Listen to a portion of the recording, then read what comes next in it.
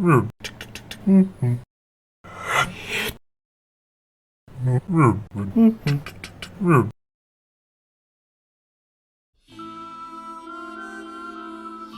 name's Kyle Sterrett. I'm Michael Sparks. My name is Jasmine Daniels.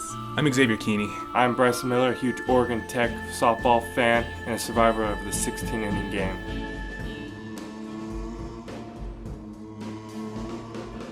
The Oregon Institute of Technology, also known as Oregon Tech, located in the heart of the armpit of Oregon, a campus known for its deep history, a winning sense of pride, technology-driven classes, and a leader within the Northwest colleges. A shining example of this is Oregon Tech's softball team. These ladies show pride each year with continuing the tradition of excellence. They've made it once again to the 2015 NAIA National Softball Championship Tournament. This year it was held on the edge of Iowa, at the Elizabeth and Irving Jensen Softball Complex in Sioux City, Iowa. Unknown to the players, coaches, announcers, and even listeners to this game's broadcast, it would end up being one of the longest games in NAIA softball history. This is the story of those that listened. So I was popping in and out because I was going to my classes. I started at the very beginning, missed a few innings in the middle, but I was there for the end. I was there. I had other classes that day, but I just dropped them because this game was so amazing and I needed to be there to see what happened. Me and a bunch of other people sat around and were just totally caught into this, into the game, and we were going to see it out to the end because we had to be there. We had to be there for the team, just no matter what.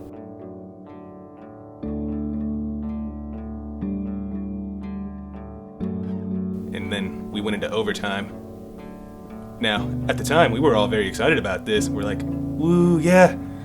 Okay, we're going to be in for quite a show. But then, the game just dragged on. And so this is a huge deal because we had to be there for them and help them out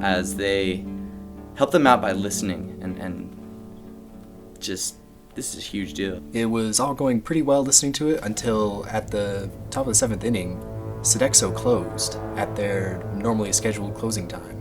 And up until then, we were a little hungry, but most of us had been putting off going to get food because obviously we thought the game was going to end. But after Sodexo closed, things just took a turn for the worst because obviously it's literally impossible to go anywhere else to get food. We were so worried because that was our food. That was our sustenance. And Sodexo just closed. Like, it was no big deal. People got desperate. We almost could have resorted to cannibalism.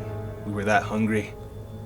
But we just thought of our school, kept our spirits up. We were just worried, like, are we going to win? Are they going to win? Because we're tied up, we're pushing back and forth, nothing was happening. Well, it was a long game, obviously.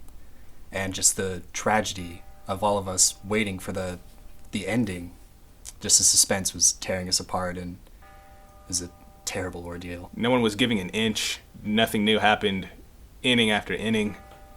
After a while, we lost track. This game, I thought it was going to last forever. I almost gave up. I figured, hey, it's going to wrap up here pretty soon. So I was just waiting for the tiebreaker really. Well, I mean, 2, 3, 4, 5, 6 plus innings later, I realized that wasn't going to happen.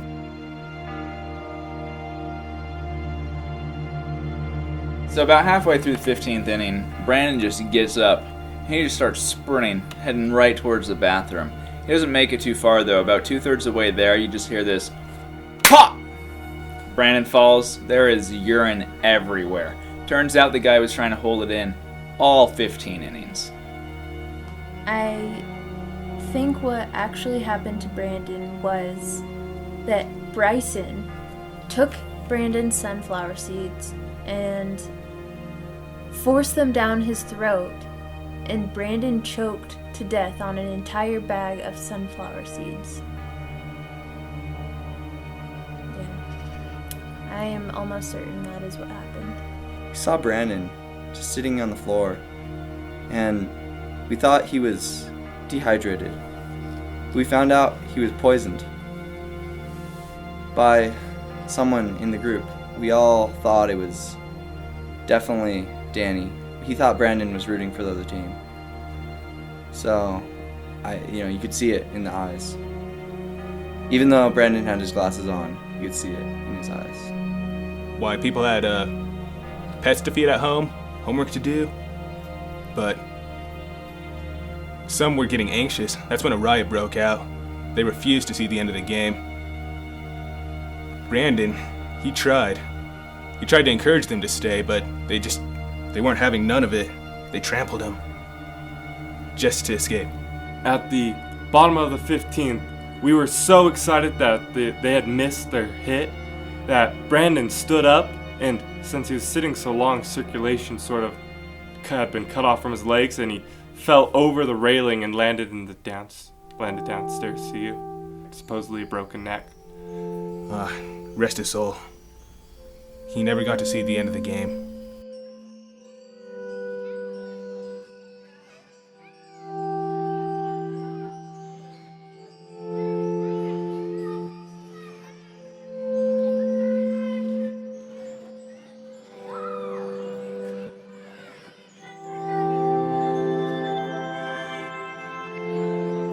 So when the 16th inning finally rolled around, I honestly didn't think that I was going to make it. They had to win, or else they were out of the whole series. So they had to win this one. So we're in a constant turmoil of we're gonna win, no, they're gonna win, we're gonna win, and it just went back and forth. I just felt like I was being weighed down by all this stress. But when OIT pulled through and really brought in that last run, it was like 1,000 tons of bricks lifted off my shoulders. And I was just so proud of the team. Game's over.